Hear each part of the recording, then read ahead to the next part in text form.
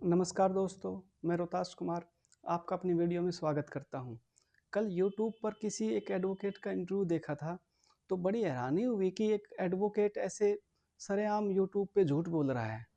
जो नॉर्मल जो टपोरी type YouTuber होते हैं, वो तो मैं मानता हूं कि झूठ बोलते हैं, उनसे ज़्यादा एक्सपेक्टेशन भी नहीं की जा सकती। बट एक जिनको एक अच्छा खासा एक्सपीरियंस है, वो एडवोकेट ऐसे झूठ बोल रहा है, ये बड़ी हैरानी वाली बात है। और जो सामने जो इंटरव्यू ले रहा है, वो भी मतलब उससे कोई काउंटर क्वेश्चन नहीं पूछ रहा है, जस्ट जो भी है भी मेरे ये सवाल है वो सवाल पूछ रहा है, और वो एडवोकेट चाहे कुछ भी जवाब दे दे उसकी हाँ में हाँ, बस। तो बड़ी एक हैरानी वाली बात थी ये। तो इस जो उन्होंने एडवोकेट जी ने कहा उसके बारे में थोड़ी सी बात करते हैं। तो पहला तो उससे पूछा था कि भाई सुप्रीम कोर्ट के अंदर क्या चल रहा है। तो उन्होंने कहा कि सुप्रीम कोर्ट के अंदर सुनवाई चल रही है, अब मई में भी सुनवाई है, हो सकता है कि मई में ही इसका जजमेंट आ जाए, मई में नहीं आता तो अगले 3-4 महीने में आ जाएगा।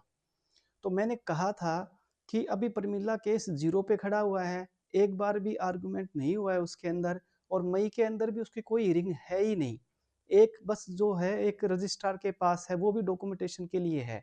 तो वहां पर हमें झूठ बोला जा रहा है कि मई के अंदर इसकी कोई आर्गुमेंट नहीं है। तो इसका 3-4 महीने में फैसला आने का भी कोई मतलब नहीं बनता, जब तक आर्गुमेंट ही नहीं हुई है। हाई कोर्ट के अंदर ही केस इतने लंबे चले जाते हैं, वो तो सुप्रीम कोर्ट के अंदर है। तो ये कैंडिडेट से झूठ बोला है उन्होंने कि अभी अभी मई में ही जजमेंट आ जाएगा या अगले 3-4 महीने में जजमेंट आ जाएगा, तो वो संभव नहीं है। उसके बाद में उन्होंने कहा कि ये केस क्या है, जो प्रमिला वाला केस है वो केस क्या है। तो उसमें बोलते हैं कि केस ये है कि माइग्रेशन हर स्टेज पे करना पड़ेगा, माइग्रेशन रोक नहीं सकते। प्रमिला केस में ये कहा है। तो एक्चुअलिटी में प्रमिला केस ये नहीं है कि आपको हर स्टेज पे माइग्रेशन करना पड़ेगा। आप प्री के अंदर भी माइग्रेशन करवाओगे, और फिर जो मेंस एग्जाम होगा, फाइनल रिजल्ट आएगा, उसके बाद में भी माइग्रेशन कराओ, ये केस वो नहीं है। और ना ही इंडिया में आज तक किसी भर्ती में ऐसा होता है कि हर स्टेज पे माइग्रेशन हो। वो यूट्यूब पे झूठ बोला जाता है। अभी जो अब जो स्टेट्स है जितने भी, वो प्री के अंदर माइग्रेट नहीं करवाते। प्रोसेस क्या चल रहा है फिलहाल कि प्री के अंदर कैटेगरी वाइज बुलाते हैं, जो फाइनल मेरिट लगती है वो उसके अंदर सारे जो रिजर्व कैटेगरी के जो टॉपर है वो जनरल में चले जाएंगे, और फिर बाकी अपनी रिजर्व कैटेगरी में आ जाएंगे। ये फिलहाल स्टेट्स के अंदर होता है। जो यूपीएससी और एसएससी करती है, वो क्या करती है, वो प्री के अंदर माइग्रेट करवा देगी। तो प्री के अंदर रिजर्व कैटेगरी के जो कैंडिडेट है वो पहुंच गए जनरल के अंदर, जनरल जो है वो अनरिजर्व्ड बन गई। फिर उसके बाद में मेंस पेपर होता है, पर मेंस होने के बाद जो फाइनल मेरिट लिस्ट बनती है, वहां पर जो प्री स्टेज के अंदर जो माइग्रेट कर गया, वही वो उस अनरिजर्व्ड की सीट के लिए फाइट करता है। जो वहां पर रिजर्व कैटेगरी के अंदर रह गया, वो फिर उसके लिए फाइट नहीं कर सकता। उस अगली जो वीडियो आएगी उसमें एक बिल्कुल डिटेल में और मैं विद प्रूफ उस चीज को दिखाऊंगा। तो वो भी बड़ी झूठ थी कि हर स्टेज पर माइग्रेशन का उसका केस है, नहीं, ऐसा नहीं है मतलब। फिर उनसे पूछा जाता है कि इसके पक्ष में कौन से जजमेंट है, तो वो बताते हैं कि रजत यादव और एयरपोर्ट अथॉरिटी ऑफ इंडिया, ये जजमेंट जो है उसके पक्ष में है। तो रजत यादव का केस मैंने लाइन टू लाइन एक्सप्लेन किया था, वो इस केस से बिल्कुल भी मिलता जुलता नहीं है। उसका केस वो आप बताया था कि प्री के मार्क्स, प्री का जो पेपर था वो 300 मार्क्स का था, मेंस जो उसके बाद में टाइपिंग टेस्ट था वो 100 मार्क्स का था, तो उसके हिसाब से वो एक बिल्कुल डिफरेंट केस था। तो रजत यादव वाला केस इससे मैच नहीं करता, और इसका रेफरेंस वहां पे दिया भी नहीं जा सकता। दूसरा केस जो बताते हैं एयरपोर्ट अथॉरिटी ऑफ इंडिया, तो थोड़ा सा इस केस के बारे में देख लेते हैं कि एयरपोर्ट अथॉरिटी ऑफ इंडिया क्या केस था। तो airport authority of India versus Shyam Krishnan, ये केस था। होता क्या है कि 2013 के अंदर एक एडवर्टाइजमेंट आई थी जूनियर असिस्टेंट की। वहां पर उस वैकेंसी के अंदर क्या हुआ कि 158 out of 245 seats, total 245 seats थी, उन 245 में से 158 ही फिल हुई। 67 सीट्स जो है वहां पर खाली रह गई थी रिजर्व कैटेगरी की। जनरल की 122 थी, 122 की 22 फिल हो गई। फिर ओबीसी की जो है वो सिर्फ 10 सीट फिल हुई, कितने में से, 78 में से। एसटी की जो है सिर्फ 4 सीट फिल हुई, कितने में से, 23 में से। और जो एक कैंडिडेट जिसने केस किया था श्याम कृष्णन, टोटल अनरिजर्व्ड की 122 सीट थी, और जो इसका जो नंबर था वो 132वां था। तो जो अनसिलेक्टेड थे उसमें इसकी 10वीं रैंक थी। तो इसने कोर्ट के अंदर क्या कहा कि इन्होंने रिजर्वेशन पॉलिसी गलत लगाई है, जो रिजर्व कैटेगरी है वो जनरल के अंदर भेज दिए, रिजर्व की सीटें खाली रह गई, इसकी वजह से मेरा सिलेक्शन नहीं हो पाया। अगर ये अपनी कैटेगरी में रहते तो मेरा सिलेक्शन हो जाता।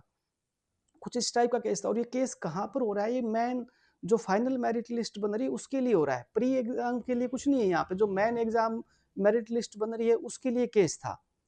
तो यहाँ पे सिंगल बेंच और डिवीजन बेंच है, वो दोनों उसको अलाउ कर देती है कि भाई आप दोबारा से इसकी मतलब बनाइए। फिर जब सुप्रीम कोर्ट में अब ये जो मैटर गया, तो सुप्रीम कोर्ट ने इतना कहा कि इस कैंडिडेट का गलत है। रिजर्व कैटेगरी कैंडिडेट जिन्होंने कोई बेनिफिट नहीं लिया है उसके सारे के सारे टॉपर जनरल में जाएंगे, बाकी अपनी कैटेगरी में जाएंगे। ये जजमेंट था, ये प्री एग्जाम के लिए नहीं था और ये उस पर अप्लाई नहीं होता। तो कुल मिला के सारी की सारी चीज़ें झूठ बोली गई। और एक इतने मतलब एक्सपीरियंस जो एडवोकेट है वो हमें झूठ बोल रहे हैं, ये बिल्कुल ही मतलब हम सामने वाले जो कैंडिडेट वो हमें बिल्कुल मूर्ख मान के चलते कि इनको कुछ ही नहीं पता, इनको कुछ ही बोल दो इनके लिए सही है, कोई काउंटर क्वेश्चन नहीं, कुछ भी नहीं। अगर आप इंटरव्यू लेने के लिए जा रहे हो किसी एडवोकेट का, तो कम से कम बेसिक चीजें आप करके जाइए, उनसे काउंटर क्वेश्चन पूछिए। यही मेरा है कि थोड़ी सी हमें नॉलेज रहे, हम काउंटर क्वेश्चन पूछ के सामने वाला हमें कुछ भी चिपका दे उसको माने ना। हम थोड़ा सा उसके ऊपर बात हमें होना चाहिए कि हम कुछ क्वेश्चन उनसे पूछ सकें। उसके बाद में कैंडिडेट इसके लिए पुलिस भर्ती के लिए भी पूछ रहे थे। तो पुलिस भर्ती के लिए ये है पेटिशनर बने या ना बने, तो आप पेटिशनर बन सकते हो, बिल्कुल अपने हक के लिए कोर्ट जाना चाहिए, आप जाओ। उसमें थोड़ा सा ध्यान आप एक दो चीज़ का ये रख सकते हो। पहली चीज़ तो अभी जो कट ऑफ लगी हुई है उसके बिल्कुल जो 2-3 नंबर आसपास है वो एक बार के लिए वेट कर सकते हैं कि बाद में जो लिस्ट जो दोबारा से जो लिस्ट आए उसमें क्या पता उनका ऑटोमेटिकली नाम भी आ जाए, तो वो एक बार के लिए थोड़ा सा वेट कर सकते हैं। दूसरा, जिनके मार्क्स बहुत ही ज़्यादा कम है, मान लो किसी के मार्क्स 53, 54, 55, 56 मतलब बहुत कम है, तो अगर मान लो कभी ये सुप्रीम कोर्ट का डिसीजन आ भी जाए कि इसको मतलब टॉपर जनरल में जाके प्री के अंदर ही लगा दो ये चीज, तो फिर वहां पे भी फिर वो बात नहीं बनेगी, फिर वो फिर नहीं आ पाएंगे क्योंकि मार्क्स बहुत कम है। वो चाहे मेंस एग्जाम जो होगा मतलब जो दोबारा से एग्जाम होगा उसके अंदर चाहे वो टॉप भी कर जाना चाहिए फिर, बट वो बात बनेगी नहीं फिर। तो इसलिए जिनके बहुत कम मार्क्स है वो भी ज्यादा बेनिफिट नहीं है पेटिशनर बनने का, जिनके बिल्कुल आस पास है वो वेट कर सकते हैं। दूसरी बात ये है कि एक बार कोर्ट ने पेटिशनर अलाउड कर दिए, अब आप चाहे किसी एडवोकेट को, किसी लोकल से एडवोकेट, किसी भी एडवोकेट को ले जाके वहां पर आप पेटिशन लगा दो, चाहे वो करेंगे क्या, जस्ट वो जो भी ऑर्डर आएगा जहाँ पे पेटिशन अलाउड हुए हैं उसको जज उसको ले जाकर वहां पे जज के पास दिखा देंगे और अलाउड हो जाएंगे। और यही खेल कुछ यूट्यूबर खेल रहे हैं, 1,500 रुपए इकट्ठे किए कैंडिडेट से और वो इस जजमेंट का वेट कर रहे थे, जो ये ऑर्डर आया है कि भाई पेटिशन अलाउड कर दो। ये पेटिशन अलाउड हो गए, कैंडिडेट से रुपए इकट्ठे किए, अपने अच्छे सारे रुपए इकट्ठे हो गए, किसी लोकल से वकील को पकड़ा और वो अपने उसको अलाउड तो करवा ही देगा। तो अच्छा रुपए मतलब इकट्ठा करने का एक धंधा बना रखा लोगों ने। तो जस्ट करो क्या, कैंडिडेट ही इकट्ठे हो जाओ और किसी एडवोकेट को, बेचारा कोई जिसका काम नहीं चल रहा चाहे उसी एडवोकेट को ले जाओ। अब कानून ऐसा नहीं है, अगर उनको अलाउड कर दिया, कानून की नज़र में सभी बराबर है, अगर उनको अलाउड कर दिया तो आप किसी भी एडवोकेट को ले जाओ आपको भी वो डेफिनेटली अलाउड कर देंगे। और सेकंड मैं ये कहूँगा कि थोड़ा सा मतलब आप अलाउड हो जाओ, पूरे प्रोसेस के अंदर शामिल हो, बिल्कुल पूरा प्रोसेस अच्छे से मन लगा के करो, बट थोड़ा सा रियलिटी के करीब रहना। रियलिटी का मतलब ये है कि ये जो प्रमिला वाला जजमेंट है ये टाइम लेगा, अपना आर्गूमेंट होगा, सुप्रीम कोर्ट का मामला है तो वो एक टाइम लेगा, प्रॉपर टाइम। तो अपना इसका पूरा प्रोसेस करो और अपने आगे बढ़ जाओ, फिर पूरा प्रोसेस करके मन लगा के फिर अपने आगे बढ़ जाओ, किसी और एग्जाम की तैयारी करते रहो। फिर इनके बहकावे में मत आना, फिर क्योंकि फिर से रुपए इकट्ठे करने लग जाएंगे कि नहीं नहीं तुम्हारा यहाँ हो गया फिर सुप्रीम कोर्ट वाले के लिए चाहिए ये चाहिए।